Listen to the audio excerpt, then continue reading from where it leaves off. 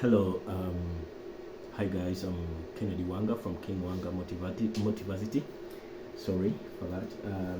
Kennedy Wanga from King Wanga Motivacity. That is under my YouTube channel. And please remember to always subscribe on my YouTube channel, because every time we come up with something new, we always want to update you. We always want you to know that there is something good that we are cooking. So today I came across a story of four individuals. This is Daniel, Shadrach, Meshach, and Abednego. When I was reading the good book, so I just want to go through the story with you guys, because the same true story is what has ever always happened to me in my lifestyle. You know, the way I've been working, the way I've been in my life, I've been in that kind of a situation. And therefore I thank God that God has always been faithful to me, and he's been taking care of my situations. He's been coming in the middle of the battles, and he's been fighting for me. And I just want to appreciate God for all that and glorify his name. Okay, I think when I came across the good book and I was looking at these people, whereby they went to a certain city known as Babylonia. And when they went to Babylonia, the current king who was there was Nebuchadnezzar. And for them to be presented before the king, the assistant of the king felt like, okay, you have to eat well, you have to be offered the king's food, so that in a few days time you can look healthier and more presentable right before his majesty the king Nebuchadnezzar. So I just want to be very vivid, and I want to be quite somehow, I want to take this kind of stuff in a short way. Yeah? So it reaches a point whereby they were offered the king's food. These four men were offered the king's food, whereby they were to eat meat and wine and all that good stuff that the king eats, but they refused and said that we shall survive on veggies, and let's see in 10 days time who will be looking much better than the other person. So therefore they went on this trial, and indeed after 10 days Shadrach, Meshach, and Abednego were looking much healthier, much wiser than other people. So, you know, in humanity there are so many issues that occur when it comes to humanity. You see, these people were the best at everything they were doing, and therefore in humanity, I'm saying that in humanity there are some people who will never be happy when you're doing a good thing. There are some people who will never be happy with your well-being. This is simply because we say it in social psychology that every person wants to be evaluated positively. And therefore you find that now when they see all praise are going unto you, and everybody is like praising you for good job you're doing, they will try to become your enemy. You see, every new level that you attend to, every new level that you attain, you get new devils. And therefore you find that because these were men who were trusting in God, and they were doing their work the way it was supposed to be done, a few individuals became their enemies. And when they became their enemies, let me tell you, enemies are manufacturers of lies. And they manufactured a lie and told Nebuchadnezzar, why don't we build your statue so that people can be worshipping your statue?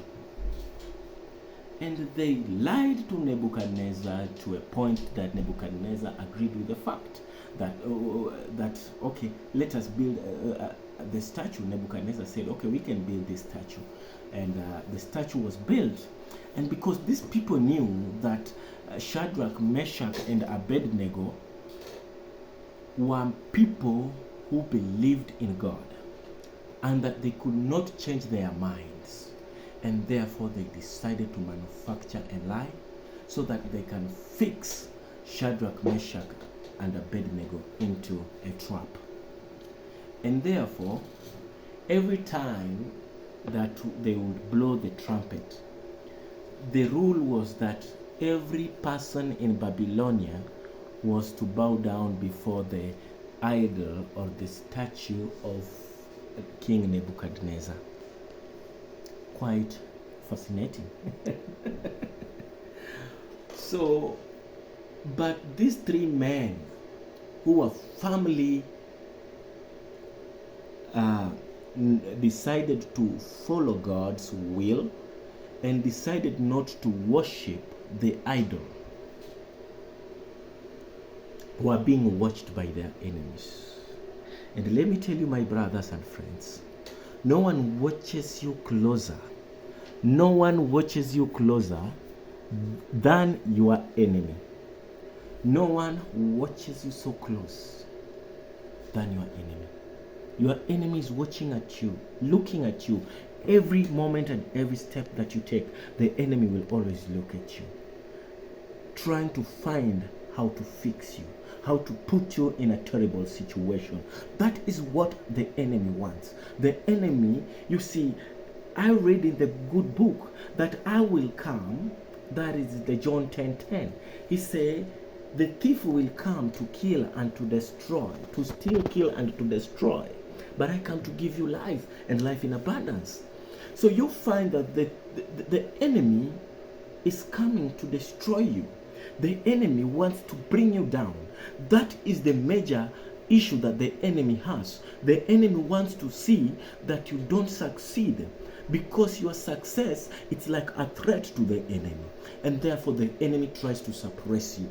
But I like what I read in the book of Exodus, whereby it's well written that the more Egyptians were oppressed, the more they multiplied. That is one thing that God does.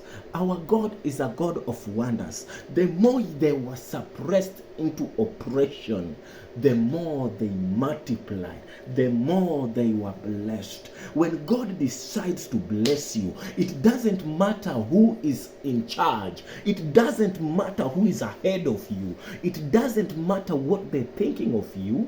What matters a lot is God who is above. And therefore Shadrach, Meshach, and Abednego refused to bow down to the idol of Nebuchadnezzar. And therefore the enemies who are not happy with their well-being presented Shadrach, Meshach, and Abednego right before Nebuchadnezzar. And they came up with a very harsh punishment. They came up with a very harsh punishment, whereby they went to Nebuchadnezzar and told Nebuchadnezzar, there are three individuals who have refused to bow down before your idol, your majesty. And Nebuchadnezzar was angry, because he felt like, no, you can't, they can't do, who are those?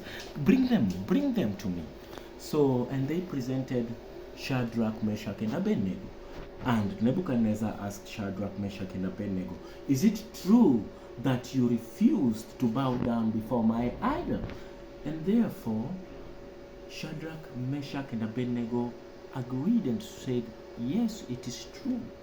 We cannot bow down before your idol. We have a God that we are worshipping, and it does not allow us to bow down before thine idol.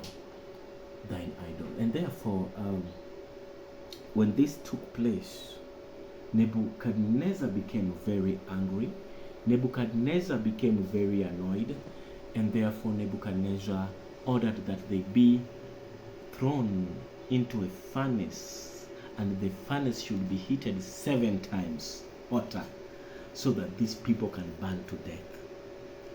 The good book describes very well that when Shadrach, Meshach, and Abednego were thrown into the furnace, even the people, it describes very well that when these people were thrown into the furnace, even the individuals, the built up men who had tied them and threw them into furnace, died on the spot. And the good book tells me that Nebuchadnezzar was the first person to witness what was taking place in the furnace, and he tried to peep into the furnace and look sharply into the furnace, and saw that the three men were walking majestically in the fire. Oh my God. Sometimes God makes us do things that we are beyond human beings' imagination, are beyond our thoughts, are beyond what we can say. The things that God does to us are just amazing. And therefore, Nebuchadnezzar experiences a situation here, and he asks, how many people were thrown in the furnace? And is told by his assistants that we threw 3 people.